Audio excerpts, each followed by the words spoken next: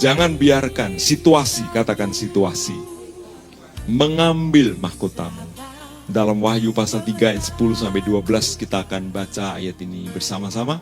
3, 2, 1. Karena engkau menuruti firman-Ku untuk tekun menantikan Aku, maka Aku pun akan melindungi engkau dari hari pencobaan yang akan datang atas seluruh dunia untuk mencobai mereka yang diam di bumi. Aku datang segera, peganglah apa yang ada padamu, supaya tidak seorang pun mengambil mahkotamu. Barang siapa menang, ia akan kujadikan soko guru di dalam bait suci Allahku, dan ia tidak akan keluar lagi dari situ. Daripadanya akan kutuliskan nama Allahku, nama kota Allahku, yaitu Yerusalem baru, yang turun dari surga dari Allahku, dan namaku yang baru. Biarlah situasi tidak akan mengubah hidup kita, tidak akan merampas kehidupan kita di dalam Tuhan. Amin. Biarlah situasi apapun, kita dengar firman Tuhan, bagaimana Daud ketika kehilangan situasi. Bagaimana situasinya sungguh-sungguh istrinya diambil, kemudian anak-anaknya dibawa pergi. Bahkan properti yang dia miliki, pampasan perang yang dia dapatkan diambil juga. Bahkan kemahnya terbakar. Situasi itu membuat orang-orang yang mengikut dia menangis dan mencoba melempari dia dengan batu. Tapi luar biasa, Daud mengajar Anda dan saya. Dia tidak dikendalikan oleh situasi, oleh keadaan. Dia imannya tidak dikontrol, hubungan dia dengan Tuhan tidak dikontrol, dikendalikan dengan situasi. Tapi Alkitab 1 Samuel pasal 30 dikatakan, dia apa? Menguatkan apa? Kepercayaannya. Dia tidak mau kehilangan hubungan dengan Tuhan. Ini penting. Biarlah pergumulan-pergumulan Anda dan saya itu menjadi sebuah loncatan, katakan loncatan. Itu seperti trigger, seperti pemicu orang untuk apa? Mengalami perjumpaan dengan Tuhan. Jadi mengucap syukurlah, oleh sebab itu saudara, pertahankan, amin. Biarlah setiap saudara dan saya betul-betul di kebenaran ini. Jangan biarkan situasi mengambil mahkota kita. Saya mau mengakhiri beberapa menit lagi. Saya akan menyaksikan akan kisah ini. Bagi saya ini luar biasa. Dia ada seorang namanya akan Polikarpus. Katakan Polikarpus. Saudara kalau nanti punya anak, beri nama Polikarpus bagus. Karena Polikarpus ini adalah murid, salah satu murid Yohanes. Yang sungguh luar biasa. Dan Polikarpus ini hidup tahun 69 sampai 155 Masehi. Dia murid daripada Yohanes yang pernah dibuang ke Pulau Patmos.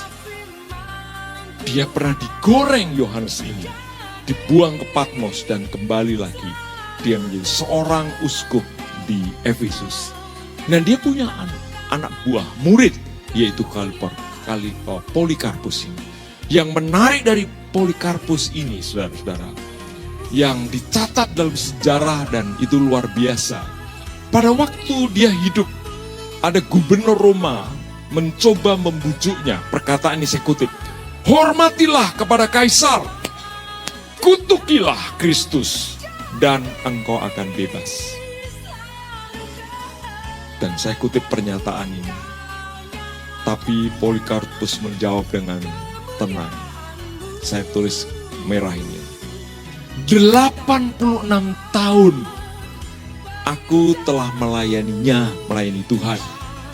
Dan ia tidak pernah berbuat salah terhadapku. Bagaimana mungkin aku menghujat rajaku yang telah menyelamatkanku. Wah, ini tulisan ini ditulis dengan tulisan tebal karena pernyataan Polikarpus ini. Bagaimana aku menyangkal imanku selama 86 tahun. Aku melayani Rajaku dan tidak pernah menyalahi berbuat salah padaku. Wah, muntap, saudara.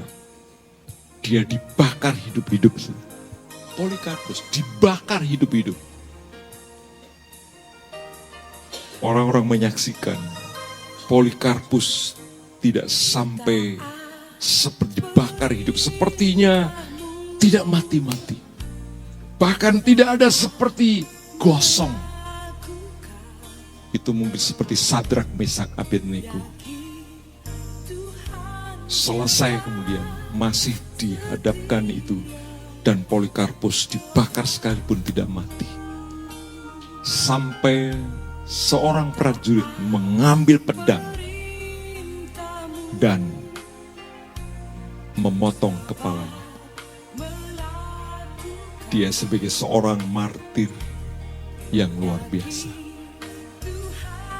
Polikarpus menjadi bukti hidup bahwa situasi yang paling menakutkan sekalipun tidak menggoyahkan iman dia.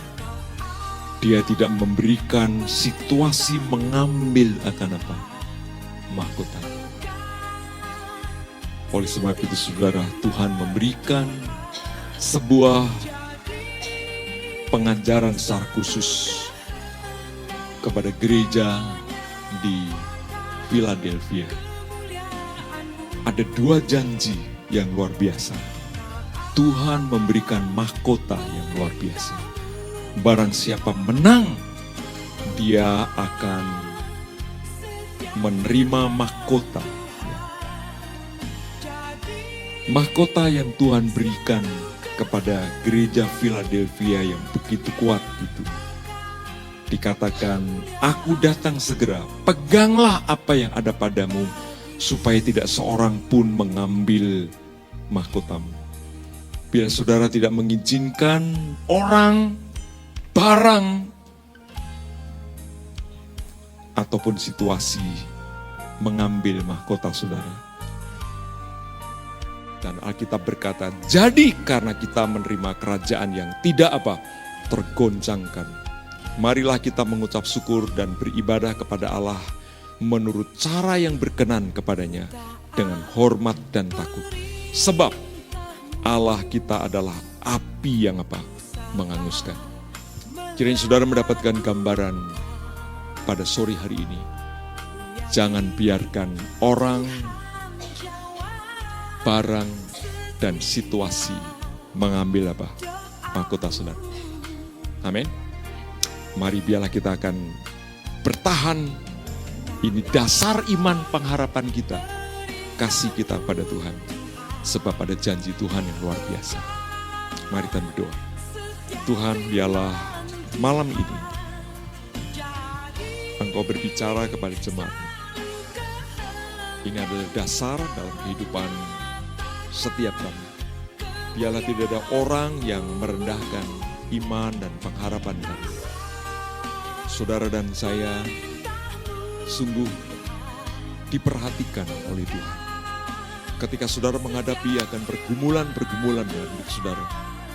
Ketika saudara membawa jiwa. Ketika saudara merawat jiwa-jiwa. Ketika saudara tetap menaruh pengharapan dia kepada Tuhan.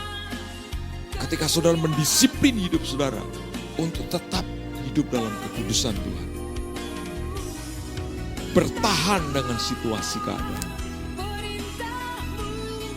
Tuhan memberikan sebuah apresiasi, memberikan sebuah penghormatan, memberikan sesuatu yang patut dan layak. Betapa Tuhan menghargai saudara. Untuk itu, mari kita akan mata kita tertuju.